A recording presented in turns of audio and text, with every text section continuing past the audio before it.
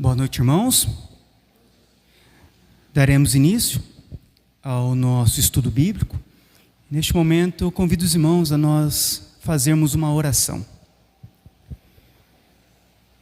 Senhor Deus, nós estamos aqui neste lugar, reunidos em Teu nome. Nós viemos aqui, ó Deus, porque amamos a Ti e amamos a Tua palavra. Por isso eu peço a Ti, ó Deus, que o Senhor possa falar em cada um dos nossos corações, para que a Tua igreja seja edificada na verdade. Converte o nosso coração a Ti, perdoa, ó Deus, os nossos muitos pecados, e nos ajude, ó Deus, a nessa noite, a querermos, ó Deus, a santidade da Tua igreja.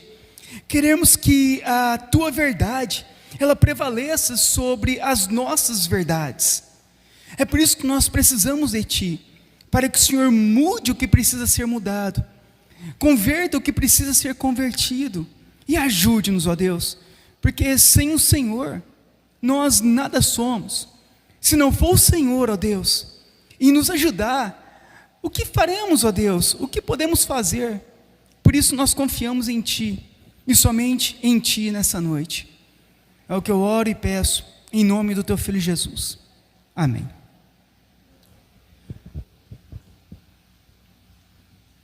Irmãos, eu iniciarei uma série sobre a eclesiologia, que é o estudo, pode se assentar, que é o estudo da igreja. Então, eu estarei dando início sobre a doutrina da igreja. Em especial, nós iniciaremos falando sobre o que é a igreja e os fundamentos da igreja.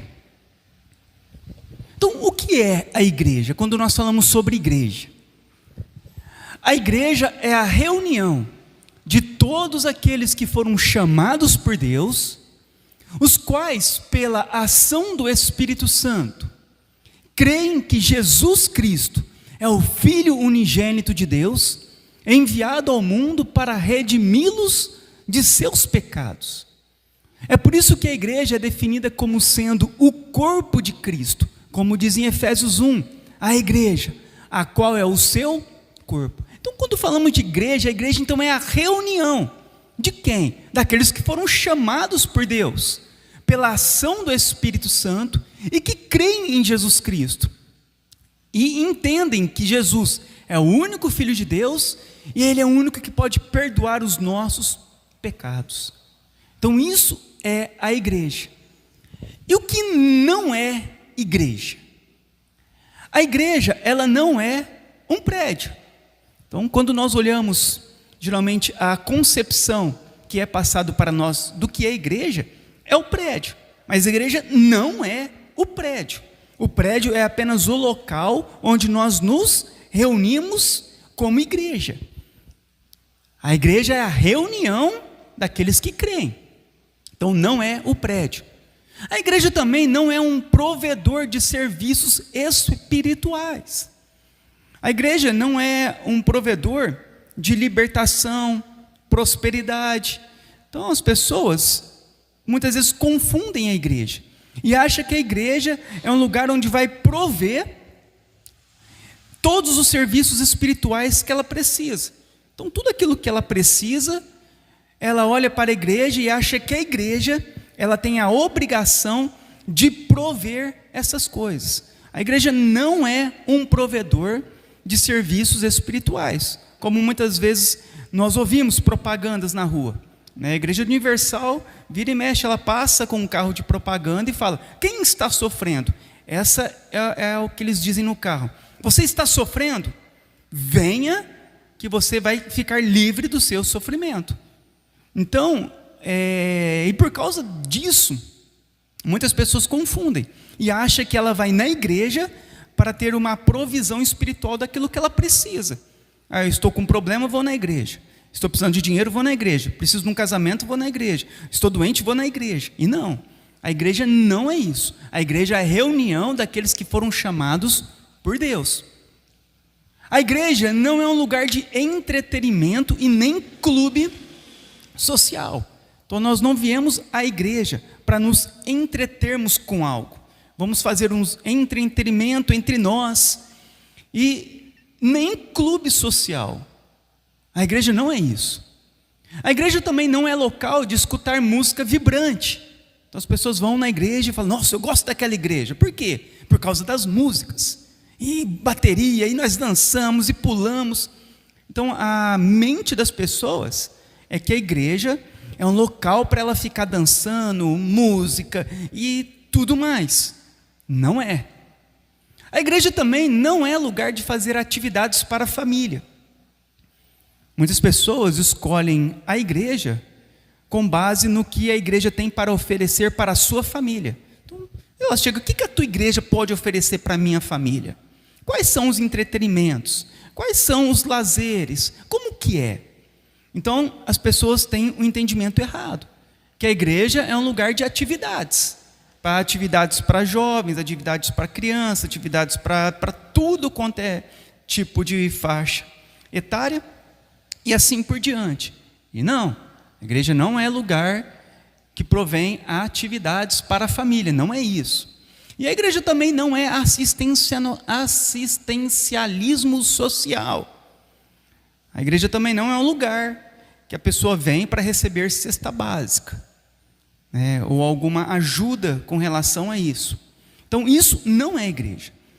Apesar disso, nós entendemos que pessoas que vêm à igreja, elas recebem bênçãos espirituais, as pessoas passam a ter amizades umas com as outras, as pessoas escutam as suas músicas em casa e assim por diante, não tem problema escutar músicas cristãs, e nem fazer algum tipo de atividade, e também, se precisar, receber uma cesta básica ou qualquer outra ajuda financeira, não tem problema.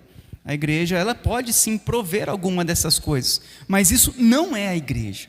Então, muitas vezes as pessoas têm em mente que isso é a igreja. Não é. A igreja é a reunião dos santos para cultuar a Deus. E diante disso, pode sim alguma dessas coisas serem feitas na igreja e tudo mais, mas não é a igreja essas coisas. Nós não escolhemos igrejas por essas coisas. Então, o que significa a palavra igreja? No Antigo Testamento, os autores bíblicos utilizaram no hebraico kaal, que significa multidão humana reunida, para designar a assembleia do povo de Deus.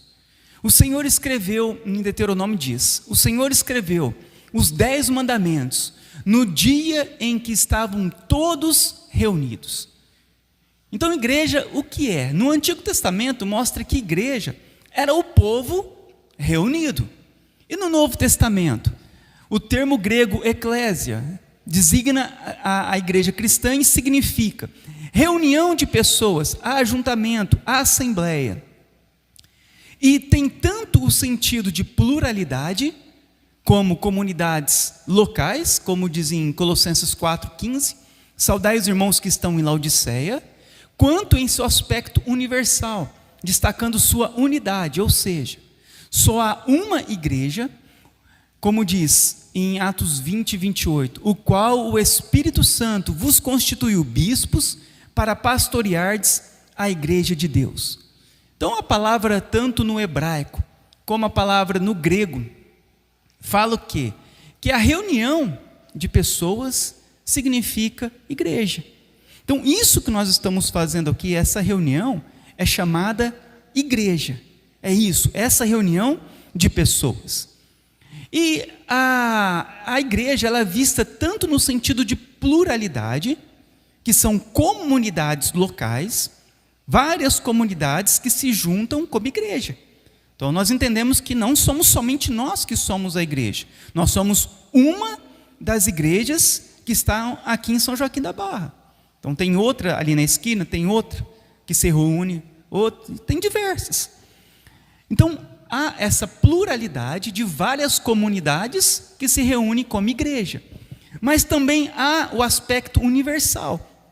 Mesmo sendo várias igrejas, todas as igrejas cristãs verdadeiras, elas são irmãs em Cristo. Dentro do aspecto universal, somos uma só igreja. Então, nós, olhando, nós vemos várias comunidades de igreja. Deus, olhando, Ele vê uma só igreja. E quando a igreja surgiu? Deus sempre teve um povo separado para si, ou seja, a verdadeira igreja existe desde o princípio. No entanto, a igreja, como povo escolhido do Senhor, tem a sua história desenvolvida em dois momentos históricos diferentes: o período antes e após o ministério terreno de Cristo.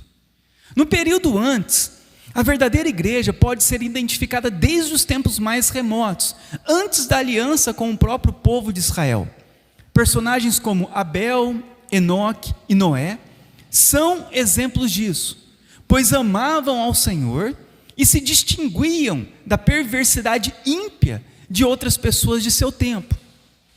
Outro exemplo interessante é o do rei Melquisedeque, que no mesmo tempo onde o politeísmo, as pessoas acreditavam em vários deuses, e isso era predominante, ele já era sacerdote do Deus Altíssimo. Nesse tempo, Deus chama Abraão e faz promessas a ele com relação à sua descendência. E a partir daí, salvo raras exceções, a igreja estava concentrada, especialmente na nação de Israel. Nesse período, ela cumpria uma série de rituais, ordenanças e símbolos que apontavam para Cristo. Então a igreja, ela sempre existiu como uma reunião de pessoas, tanto no Antigo Testamento, desde os primórdios, com Abel, Noé, Enoque, Melquisedeque, Abraão, e após o chamado de Abraão, ali concentra-se a igreja, a reunião do povo em Israel, onde eles cumpriam todas as ordenanças pela lei de Moisés. Então, no Antigo Testamento, já havia a igreja do Senhor, o povo de Deus. E no Novo Testamento? Já no Novo Testamento, a igreja, através da nova aliança em Cristo, cumpriu-se as promessas das esperanças do Antigo Testamento, com relação ao povo escolhido de Deus. Sob essa nova aliança, os rituais e símbolos presentes na igreja do Antigo Testamento foram substituídos pela obra perfeita de Cristo. O autor do livro de Hebreus fala em detalhes sobre isso, e ele enfatiza que os santos do Antigo Testamento depositaram a sua fé no Messias que havia de vir, enquanto os redimidos do Novo Testamento depositam a sua fé no Messias que já veio, o eterno sumo sacerdote, como diz em Hebreus. Então, a igreja no Novo Testamento, após a ressurreição, a ascensão de Cristo, então ali é formado a igreja do Novo Testamento como o povo escolhido de Deus também. E o que nós observamos? Que no Antigo Testamento, as pessoas, para serem salvas, para serem incluídas como igreja, eram pessoas que acreditavam no Messias que iria vir. Então, todo o Antigo Testamento, você vai observar que ele vai apontar para Cristo. Havia promessa desde lá de Gênesis 3,15, sobre aquele que viria para esmagar a cabeça da serpente. Então, todos os cristãos, todos os crentes do Antigo Testamento, eram aqueles que colocavam a sua fé no Messias que viria. Nós, hoje, a igreja do Novo Testamento, nós colocamos a nossa fé no Messias que veio. No Antigo Testamento, eles não viram Jesus, e eles colocavam a fé deles em Jesus. Hoje, nós também não vimos Jesus, e nós colocamos também a nossa fé em Jesus. Eles, no Jesus que viria. Nós, hoje, no Jesus que veio. Então, Cristo, ele prometeu edificar a sua igreja, e logo após a sua ascensão ao céu, o Espírito Santo foi enviado no dia de Pentecostes, dando início ali à grande internacionalização da igreja, como fala em Atos 2. Agora o evangelho seria pregado em todo o mundo, e a comunidade dos fiéis seria formada por pessoas de todas as tribos, povos, raças e línguas. Portanto, na igreja de Cristo, não há qualquer distinção de nacionalidade, judeus e gentios. Crentes de todas as nações encontram-se unidos no corpo de Cristo. Depois destas coisas, como diz em Apocalipse João, vi, e eis que uma grande multidão que ninguém podia enumerar, de todas as nações, tribos, povos e línguas, de pé diante do trono do Cordeiro. Então, conforme Deus, Ele vai conduzindo o seu povo, no Antigo Testamento, que nós observamos, que estava concentrado na nação de Israel, o povo escolhido de Deus, com raras exceções de outros povos, mas era concentrado em Israel. Quando depois que Jesus vem, e Ele então sobe aos céus, o que vai acontecer? Com a vinda, com o derramamento do Espírito Santo, ali vai iniciar a internacionalização da igreja. Agora já não é mais somente Israel, mas agora todos os povos, de todas as nações, línguas, são chamados agora por Deus a virem e fazerem parte deste povo. E é exatamente isso que acontece. E como que é então formada a igreja? A igreja, ela é única, ou seja, ela é uma comunidade indivisível. No entanto, essa comunidade, ela é constituída por dois grupos, geralmente chamados de igreja militante e igreja triunfante. A igreja militante são os fiéis que ainda estão vivendo neste mundo. Já a igreja triunfante é constituída dos remidos que já morreram e que agora estão na glória ao lado do Senhor. Esses dois grupos, apesar de viverem realidades diferentes, possuem o mesmo grande objetivo: prestar culto a Deus.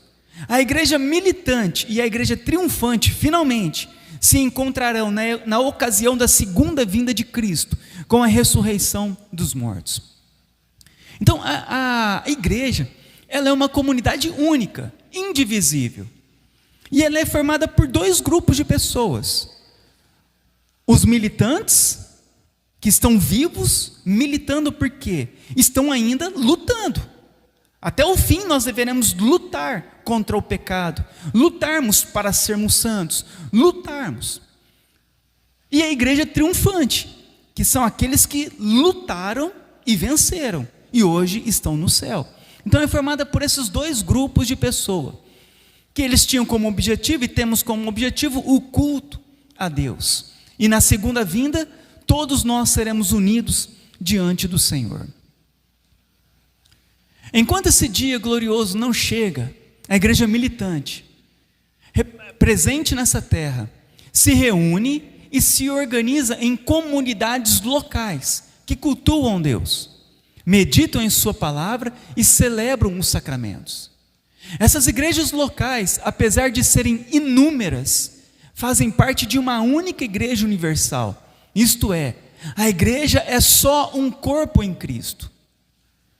Porque assim como um corpo é um e tem muitos membros, e todos os membros, sendo muitos, constituem um só corpo.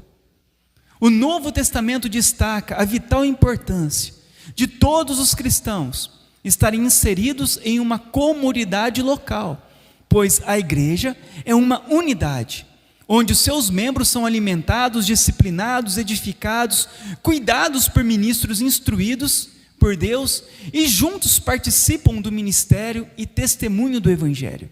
Como diz em Mateus 18:20, pois onde se reunirem 2 ou 3 em meu nome, ali estou no meio dele. Então a igreja, nós hoje, a igreja militante, que estamos vivos, que estamos lutando ainda neste mundo, o que a Bíblia fala para nós? Que nós devemos nos organizar e nos reunirmos em comunidades locais, para cultuarmos a Deus. Então, enquanto nós estivermos neste mundo, nós devemos o quê? Nos reunirmos como igreja, para cultuarmos, adorarmos e glorificarmos a Deus. Por isso, todos devem ser membros de uma igreja. Nós não podemos viver neste mundo de forma solitária, cada um por si, andando sozinhos neste mundo, como muitos hoje estão fazendo. Deixam de congregar, deixam de se reunir, deixam de estar debaixo de um pastoreio da própria igreja, para viver uma vida cristã solitária. E nós devemos o quê? Sermos membros de um só corpo, e estarmos inseridos em uma comunidade local. Nós precisamos de ser o quê? Alimentados pela palavra, disciplinados quando errarmos, edificados por Deus, e cuidado por ministros instruídos por Deus, e participarmos juntos do testemunho do ministério do Evangelho. E quem faz parte da igreja? Fazem parte da igreja todos aqueles que Deus chama através de sua palavra. A Bíblia diz que o Senhor acrescentava os fiéis continuamente à igreja. Atos 2:47. Enquanto isso, acrescentava-lhes o Senhor dia a dia os que iam sendo salvos. Apesar de esse chamamento ser universal, no sentido de que o convite é feito a todos, sem exceção, apenas podem responder positivamente aqueles que são chamados internamente e regenerados pelo Espírito Santo. Estes são convencidos de seus pecados e, consequentemente, respondem com arrependimento e fé em Cristo Jesus. Então, quem faz parte da igreja? Todos aqueles que são chamados pelo Evangelho e que, ao ouvir o Evangelho penetra no mais íntimo de seus corações, e ao penetrar em seus corações, o que acontece? São regenerados pelo Espírito Santo, arrependem dos seus pecados e colocam então a sua fé em Cristo. Então não é qualquer pessoa que faz parte da igreja. A pessoa, para fazer parte da igreja, ela precisa de passar por este processo: ouvir o Evangelho, ter o chamado interno dentro do seu coração, não somente o chamado externo. Não é apenas vir à igreja e passar a frequentar uma igreja, chamado externo, ouvido. O chamado tem que ser interno, no coração. Deus agir no coração, ao ponto de regenerar, de nos dar um novo coração. Nós então passamos a arrepender, em reconhecer os nossos pecados e nos arrependermos daquilo que nós fizemos de errado, e então colocar toda a nossa fé e confiança em Cristo. Aqueles a qual acontece isso, eles passam a fazer então parte da igreja. Mas é verdade que quando se fala em quem faz parte da igreja, é preciso considerar que nem todos que parecem fazer parte dela de fato o fazem. É por isso que existe a distinção entre a igreja visível e a igreja invisível. A igreja visível é a igreja conforme as pessoas veem, enquanto a igreja invisível é a igreja conforme Deus vê. Isso significa que nem todos os aparentes membros da igreja são realmente nascidos de novo e genuínos seguidores de Cristo. Embora tais pessoas possam enganar os homens, haverá o dia em que elas serão desmascaradas e punidas diante do juízo do Senhor, como diz em Mateus 25. E todas as nações serão reunidas em sua presença, e ele separará uns dos outros, como o pastor separa dos cabritos as ovelhas, e porá as ovelhas à sua direita, mas os cabritos à esquerda. Mateus 25. Portanto, a perfeita totalidade da verdadeira igreja é conhecida somente por Deus. O Senhor conhece os que são seus. 2 Timóteo 2:19. Então, apesar de muitas vezes as pessoas virem à igreja, se tornarem membros da igreja, muitas vezes, algumas delas, elas não são verdadeiramente crentes, apenas aparentam ser cristãos. Elas não foram realmente transformadas pelo Espírito Santo, realmente elas não receberam um novo coração. Então elas vêm para a igreja, aparentam ser cristãos, aparentam ter recebido um novo coração, passam por tudo aquilo, Nós fazemos as entrevistas, perguntamos, e ela então parece realmente ser um cristão convertido. Essas pessoas, elas vão então fazer parte da igreja visível, né? Aquelas que nós vemos. Eu olhando para vocês e conhecendo muitos de vocês, na minha concepção, né, a grande maioria aqui é crente verdadeiro. Por quê? É a igreja visível, é a igreja que eu estou vendo.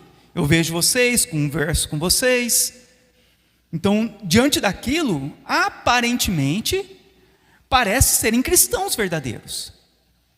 Mas nem todos são. A gente sabe disso.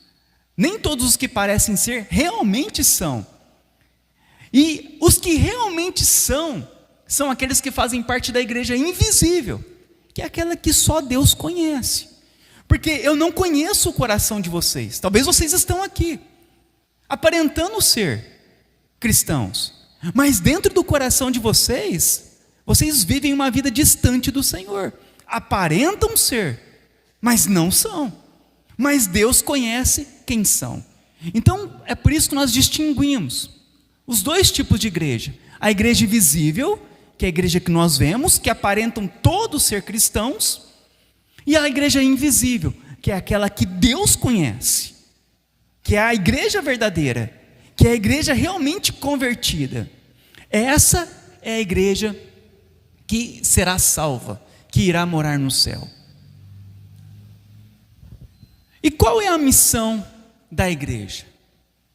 A missão fundamental da igreja é anunciar o evangelho, como diz em Marcos 16.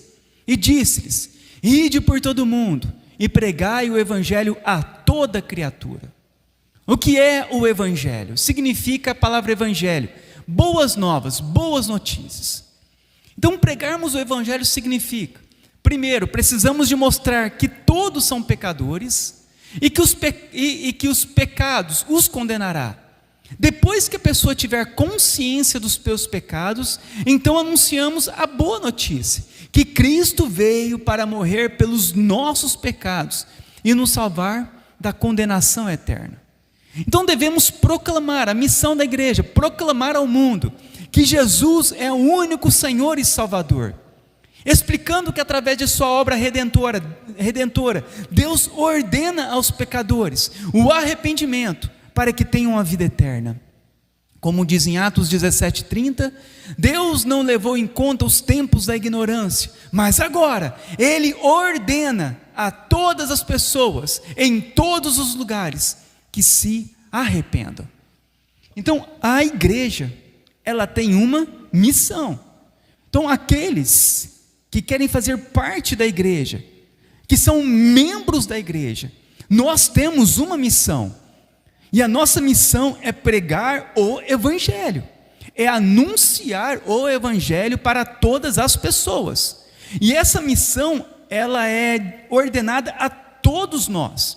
Todos os membros da igreja devem pregar o evangelho para as outras pessoas, porque essa é a missão que nós temos enquanto estamos em vida. É a missão que Deus confiou a cada um de nós.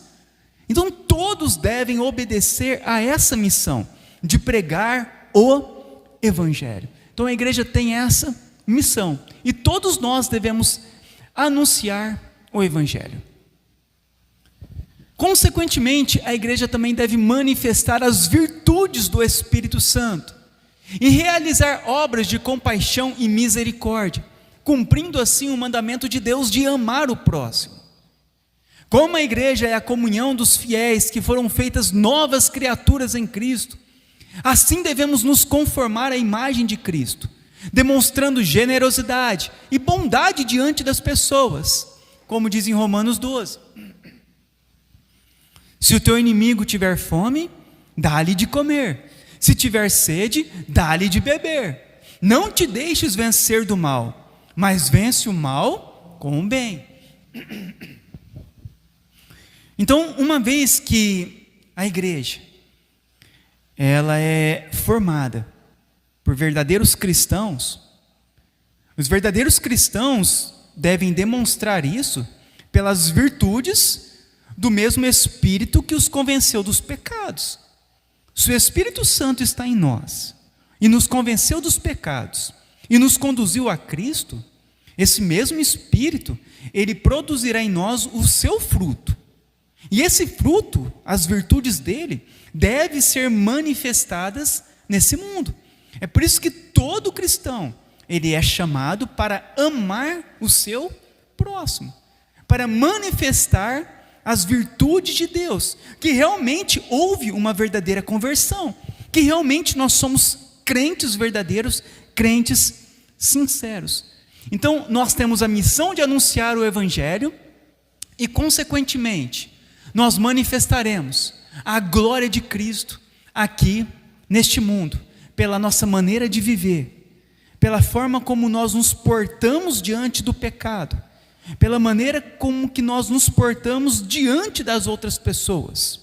Isso identifica, mostra que realmente nós somos regenerados e salvos por Deus. Então, até então, irmãos, nós vimos o que é a igreja, a reunião de pessoas, vimos os fundamentos da igreja, vimos também, deixa eu ver o que mais aqui, como que a igreja surgiu, a igreja no Novo Testamento, como que a igreja é formada, dos militantes e triunfantes. Vimos também quem faz parte da igreja, os convertidos, também que nem todos os que aparentam ser são, só o Senhor realmente conhece os seus, a missão da igreja. E agora nós estaremos falando sobre os princípios reguladores do culto.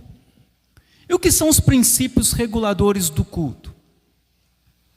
Apenas o que é ordenado por Deus é permitido no culto.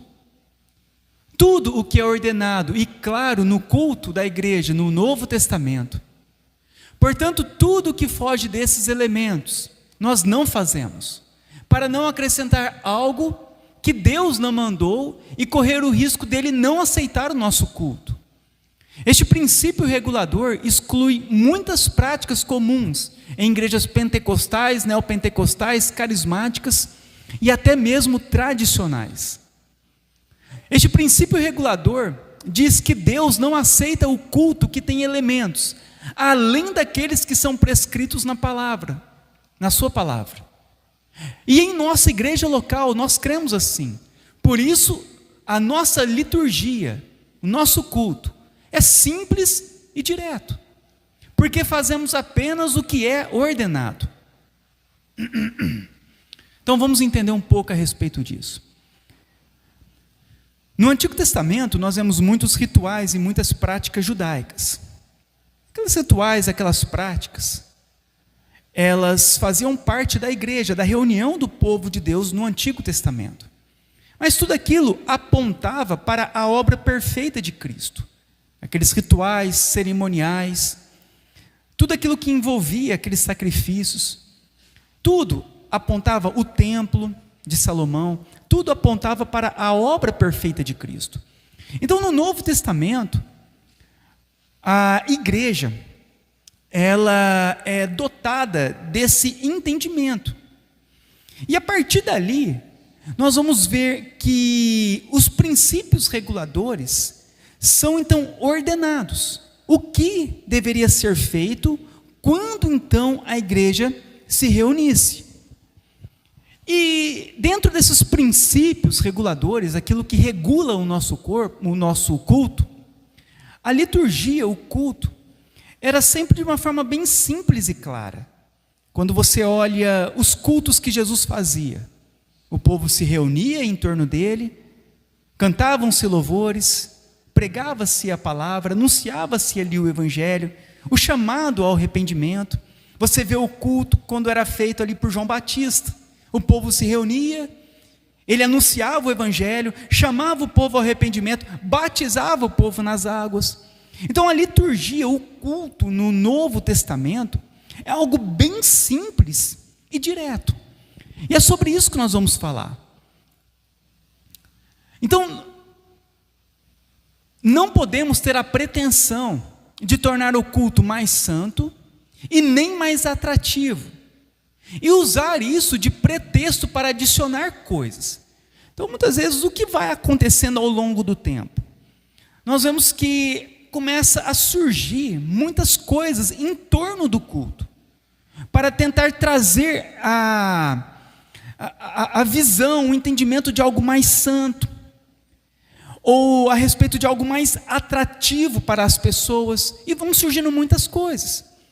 E dentre dessas coisas, o que vai acontecendo ao longo do tempo? Inicia-se adicionando o quê? Danças, peças de teatro, atos proféticos, culto de libertação, culto de criança, apresentações, dar oportunidade para cantar, homenagens, Dia dos Pais, Dia das Mães, aniversário do pastor, culto de gratidão para o líder, velas acesas, como no catolicismo, imagens de escultura, músicas e ritmos extravagantes, luzes coloridas, acessórios de Israel, candelabro, vestimentas do pastor, ele se veste de forma como o sacerdote do Antigo Testamento, paredes pintadas de preto. Então o que vai acontecendo? Quando nós olhamos para o culto feito por Jesus ou pelos apóstolos, era algo bem simples e bem direto. Então hoje o que nós percebemos?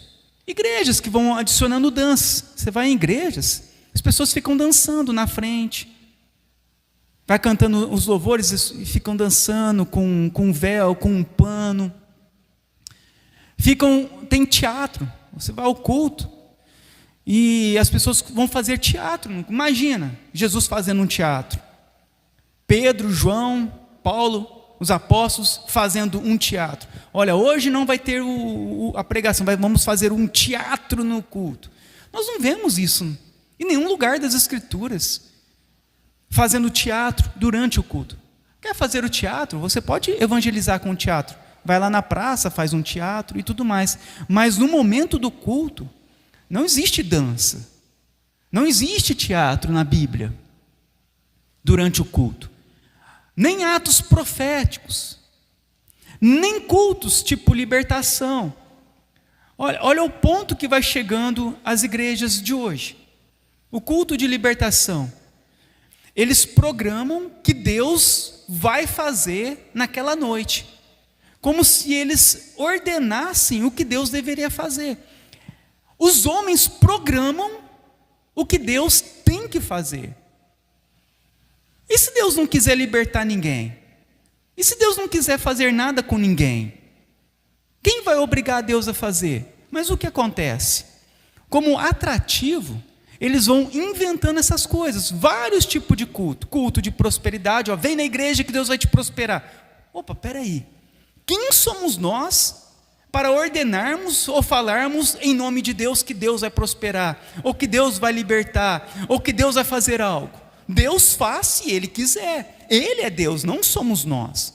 Mas isso é um atrativo, vários tipos de culto para atrair as pessoas até a igreja. Então nós temos isso. E aí usam até as crianças, fazem cultos, as próprias crianças fazendo culto. Você vai em igrejas que existem apresentações que ficam 2 horas, cada irmão apresentando uma música. Hoje, agora o irmão tal vai cantar uma música. Agora o irmão tal vai cantar outra música. Agora o irmão vai apresentar outra música. Tem igrejas, irmãos, que ficam quase 2 horas, só com pessoas cantando, apresentando as suas músicas, cantando durante o culto. Então o culto virou lugar de apresentação, dá oportunidade para todo mundo. Então todo mundo vai ter oportunidade. Aí todo mundo vem na igreja por causa da sua oportunidade.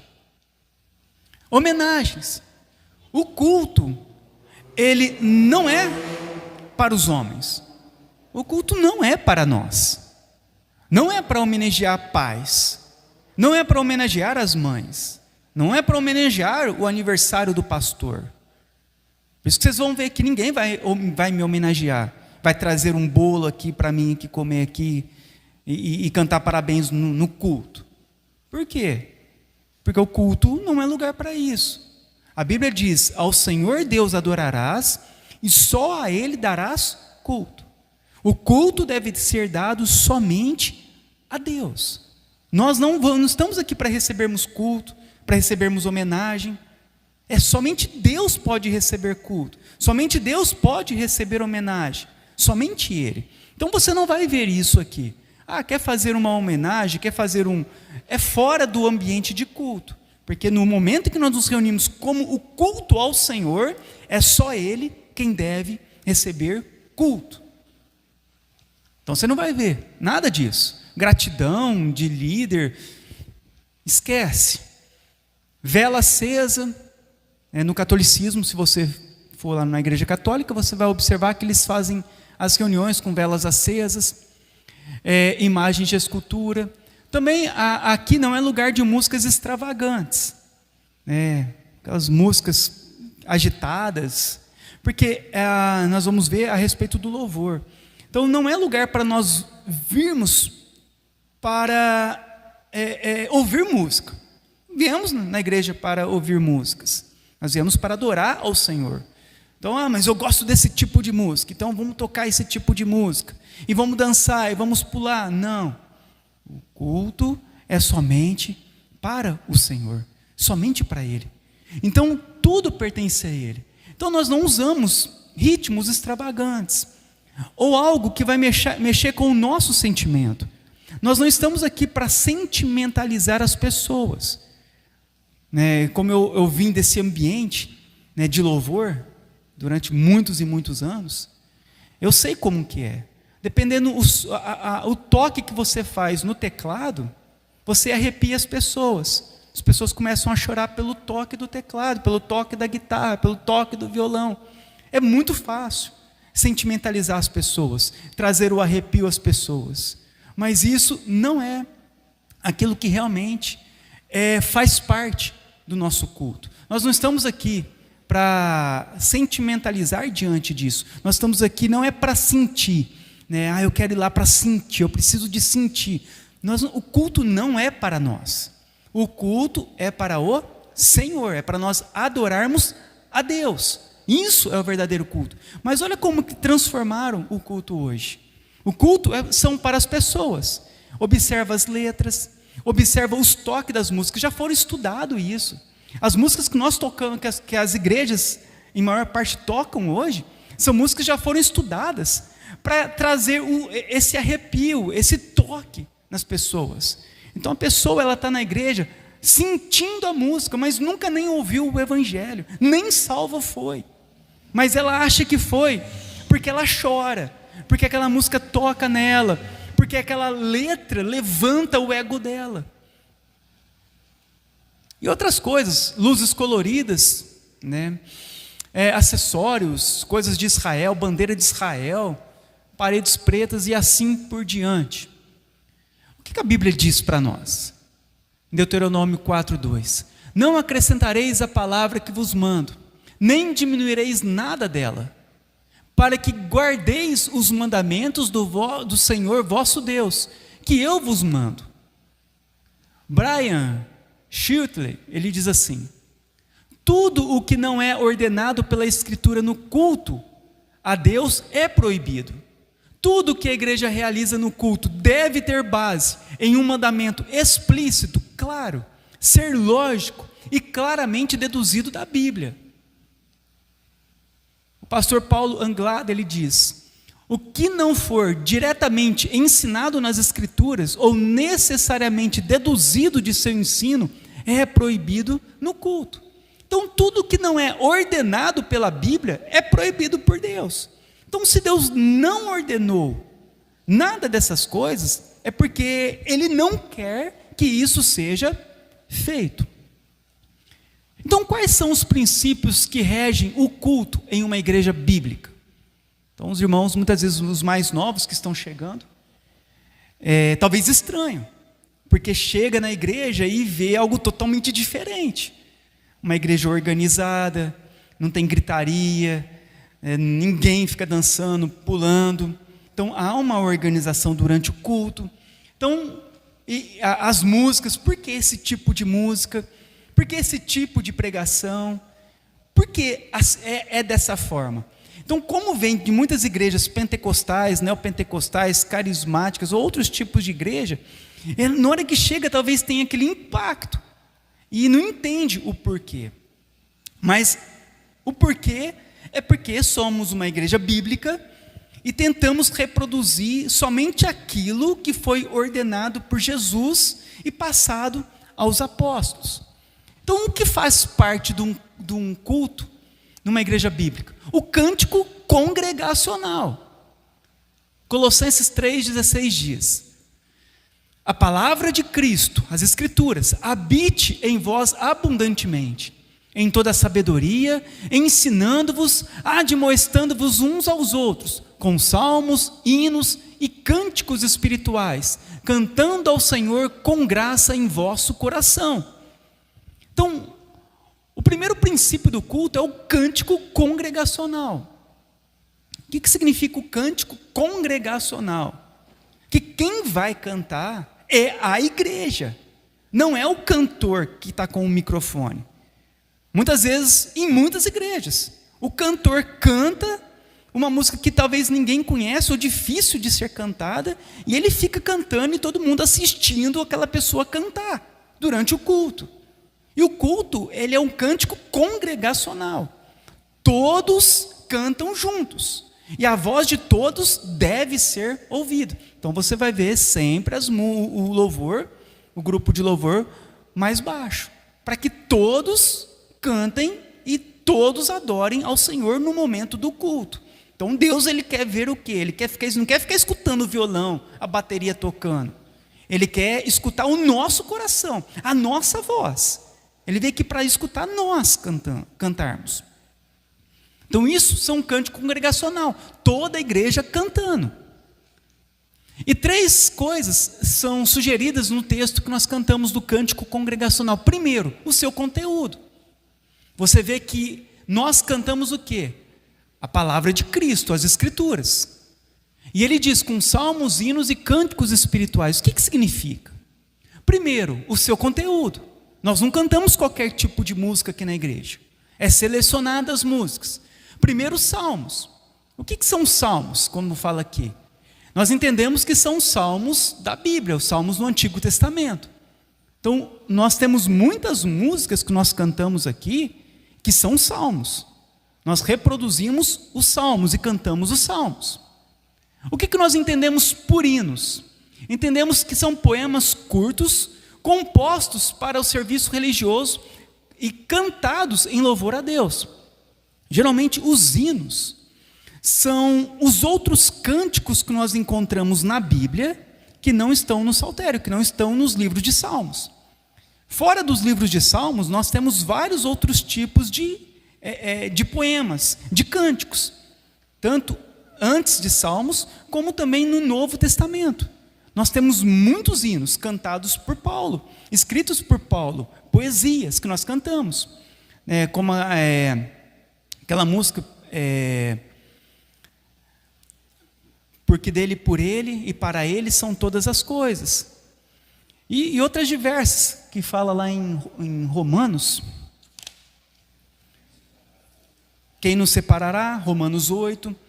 Então são poemas escritos, hinos escritos na Bíblia, que nós reproduzimos e cantamos. E também cânticos espirituais. O que nós entendemos? São cânticos que expressam pensamentos e sentimentos espirituais bíblicos. Talvez não são poemas, não são salmos, não são os outros poemas da Bíblia, mas são expressões que estão dentro das Escrituras. Aquilo que é expresso naquela música, mas que ela é bíblica.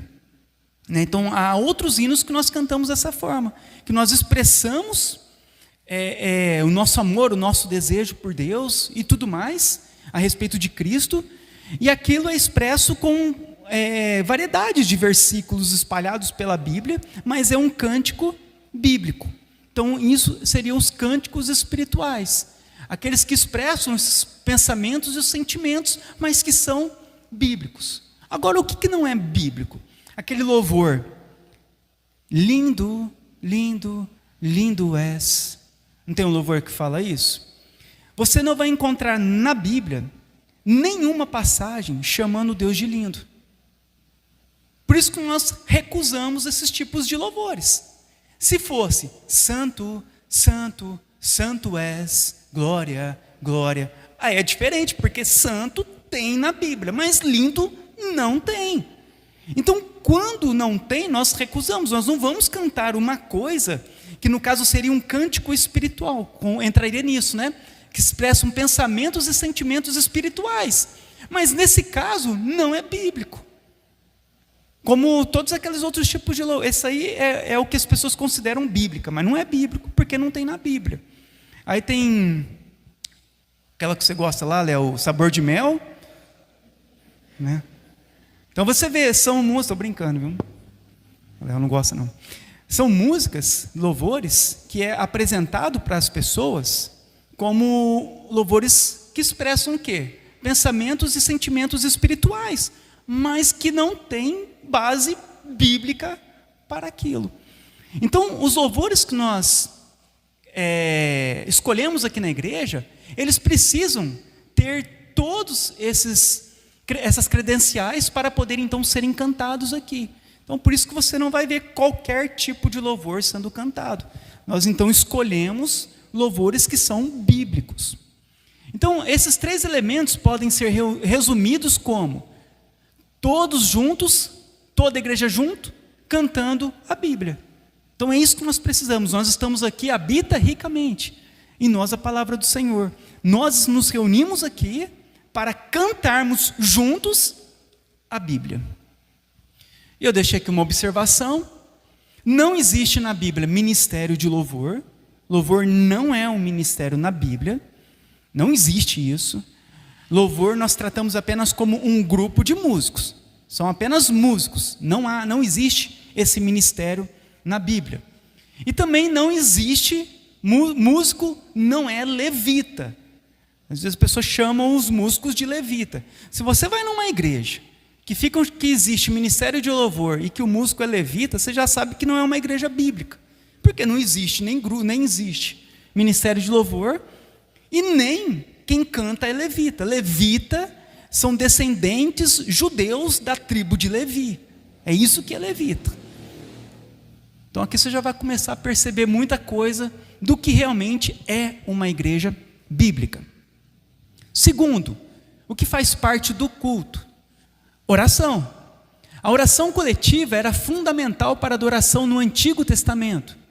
Estarão abertos os meus olhos e atentos os meus ouvidos à oração que se fizer neste lugar.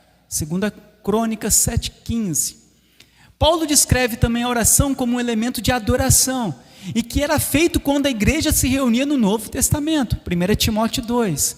Portanto, exorto antes de tudo, que façam súplicas, orações, intercessões e ações de graça por todos os homens, pelos reis e por todos os que exercem autoridade, para que tenham uma vida tranquila e pacífica, com toda a piedade e reverência.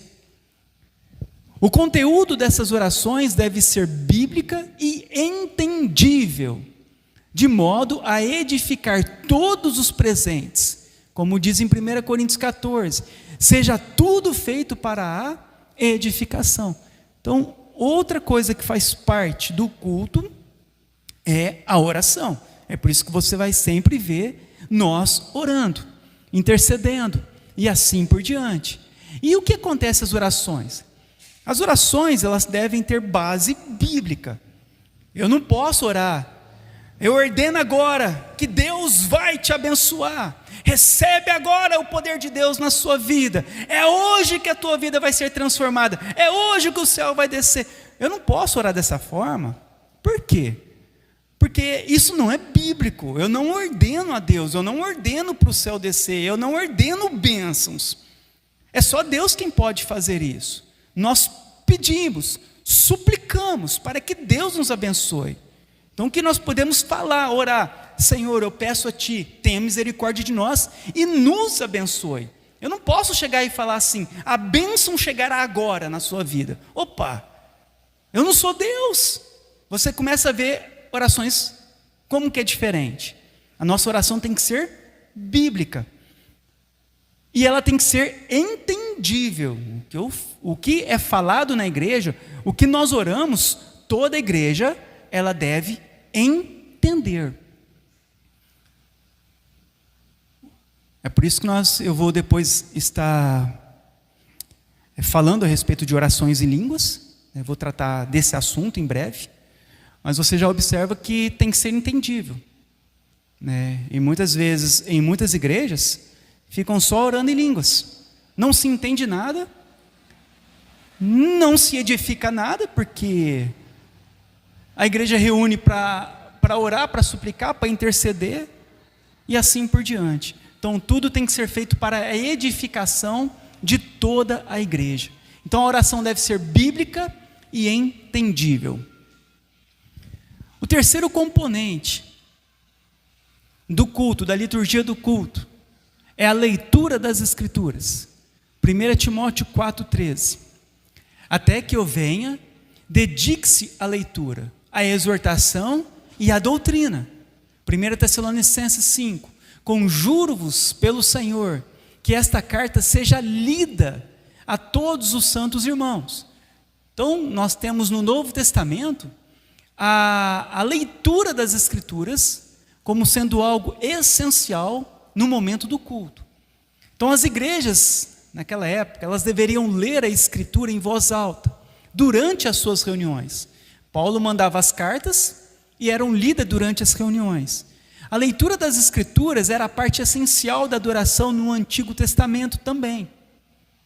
Quando todo o povo, quando todo Israel vier a comparecer perante o Senhor teu Deus, no lugar que este escolher, lerás esta lei diante de todo o Israel. Assim, a leitura das Escrituras tornou-se um elemento da adoração no Novo Testamento. Então, algo que faz parte do culto. Também a liturgia, a leitura das Escrituras. Tem igreja que não lê a Bíblia. Começa o culto e termina o culto sem ler a Bíblia. Você não acredita nisso, né? Mas acontece.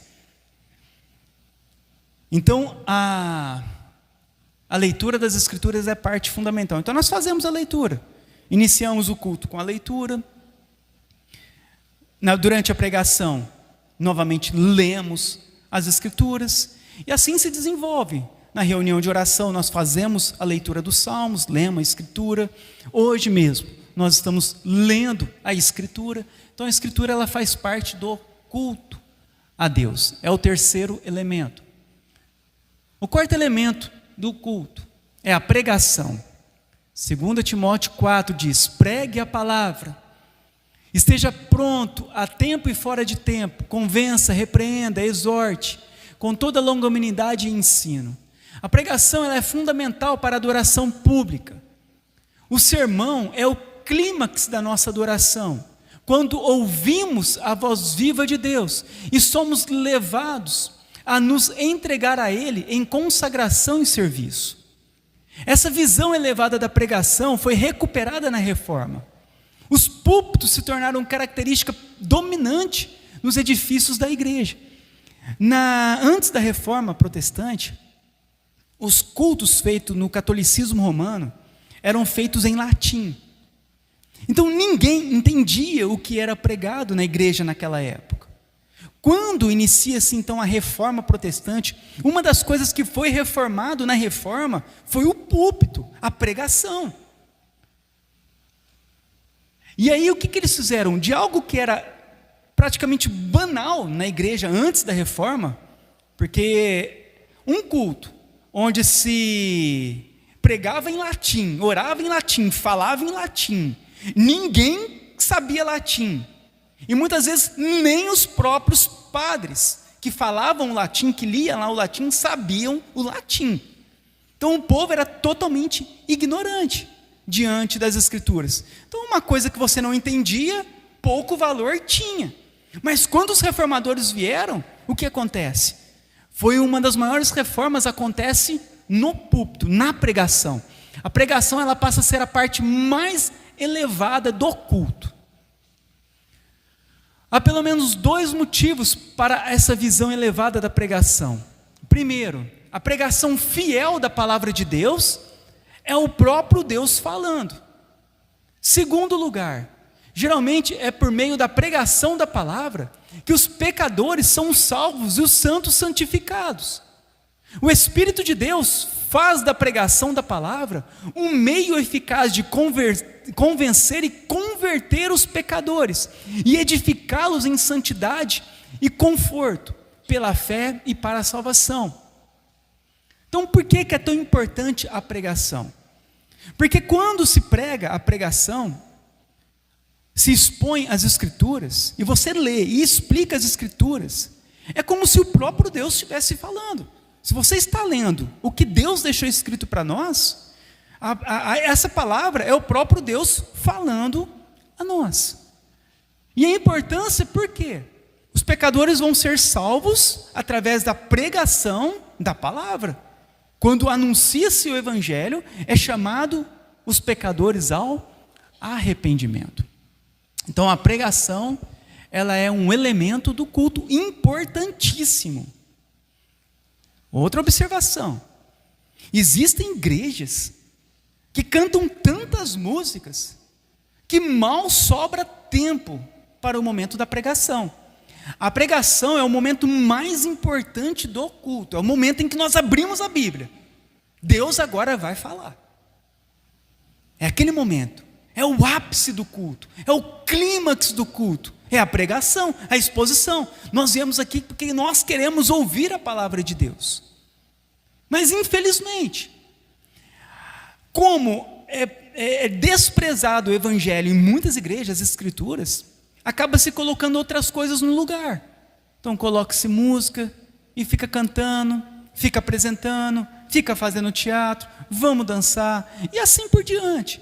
Chega ao ponto que não sobra tempo. Eu já vi pessoas me falando que foi pregar em igreja, e o pastor falou: olha, tem 15 minutos para você pregar agora. Irmãos, nossas pregações, elas giram em torno de 1 hora aqui no culto. Como pregar em 15 minutos? 15 minutos eu não consigo fazer nem a abertura, nem a introdução da pregação. Mas existem igrejas que já vieram falar, pastores falando para mim que foi pregar em igreja. Chegou o momento, ficaram 2 horas cantando louvor. E na hora da pregação falou: só sobrou 15 minutos, porque o povo já está cansado e quer ir embora. É por isso que a centralidade do nosso culto é a pregação. Você vai ver que ela vai tomar a maior parte do tempo. 20, 30 minutos no máximo para todas as outras coisas, e a pregação 50 a 1 hora, 50 minutos a 1 hora. A quinta coisa que faz parte do culto, em Êxodo 35 diz: todos os israelitas que estavam dispostos, tanto homens como mulheres, trouxeram ao Senhor ofertas voluntárias para toda a obra que o Senhor, por meio de Moisés, lhe ordenou que fizesse. As ofertas fazem parte do culto, tanto no Antigo, como nós vamos ver aqui no Novo, que Paulo diz em 1 Coríntios. Quanto à oferta, quanto à coleta para o povo de Deus, façam como ordenei às igrejas da Galácia. No primeiro dia da semana, que era o dia domingo, que é o dia que se reuniam, cada um de vocês separe uma quantia de acordo com a sua renda. Paulo também diz em 2 Coríntios, cada um contribua segundo tiver proposto no coração, não com tristeza ou por necessidade, porque Deus ama quem dá com alegria. Então, tanto no Antigo como no Novo Testamento, tinha o recolhimento de ofertas.